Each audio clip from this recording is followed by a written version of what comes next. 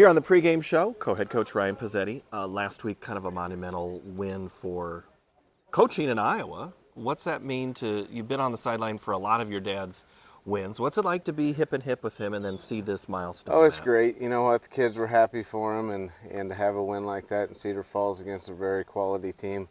It was satisfaction, I guess, is the word we look for, and looking forward to playing Southeast Polk and getting to this middle third of our season. So what has this season from week 1 to week 4? What's this team look like? What's the DNA? You know what? It's been different every week. You know, injuries, when you play the competition that we do, injuries is always going to be something you're going to battle.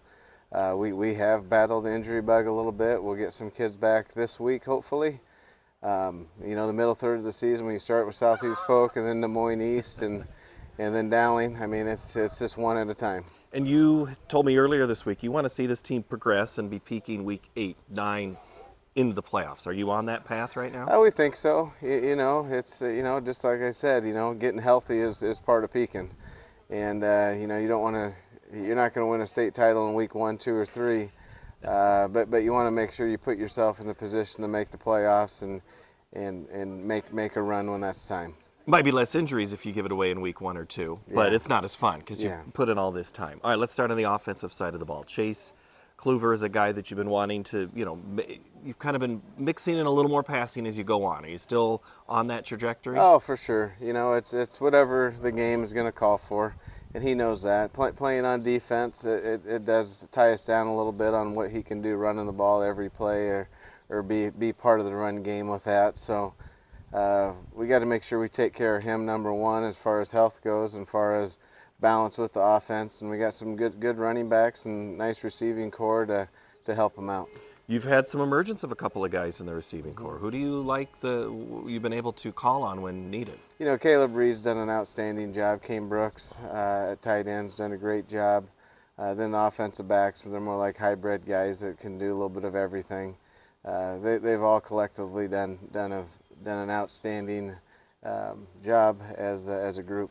We talk a lot about Braden Jackson, but he just continues to excel. Yeah, awesome kid. You know what? All the kids look up to him on our team. Captain. What can you say? That's the thing. He doesn't say much. That's why it's hard to get a lot out of him. Defensively, you've been needing, you know, a guy like Reed Anderson we don't talk about, but he seems to be on every play. Oh, absolutely. He's the heart of the defense. He's been their 2-year starter. He's been through the big games before, understands what it takes to be there and be physical. You know, and other guys do follow him. You also need a couple. You talk about the injury bug. You've had a couple of ends that have been in and out.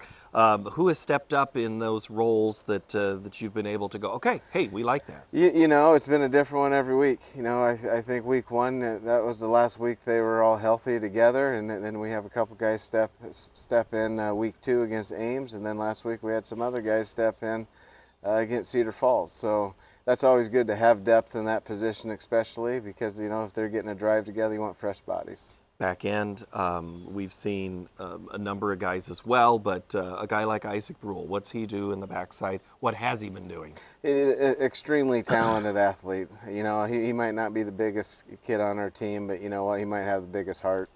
When you look at him and the multi-sport athlete, he's an outstanding first-team All-State baseball player. Mm-hmm. As a football player, he plays running back, he plays receiver, he plays defensive back, he returns kicks. He's just a do-it-all guy. One of your future opponent coaches always has told me there is no homecoming without a football game. Do you concur? You know what? You're right. It's tough on the kids because the school asks them to do so much. You know, they had On the Prowl, which is a great celebration for Ankeny Centennial. And then you go out through the week and there's something different every day for them. It's tough to have quality practices, but we did have one this morning, and we're looking forward to Friday night and seeing what we can put together.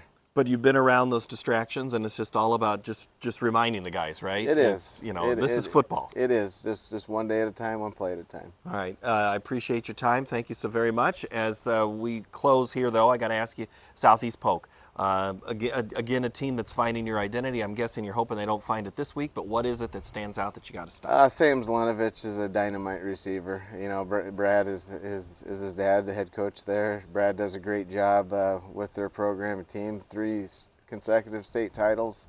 They've had a nice run, and they're a great football team. They're 1-2, but that does not identify who they are.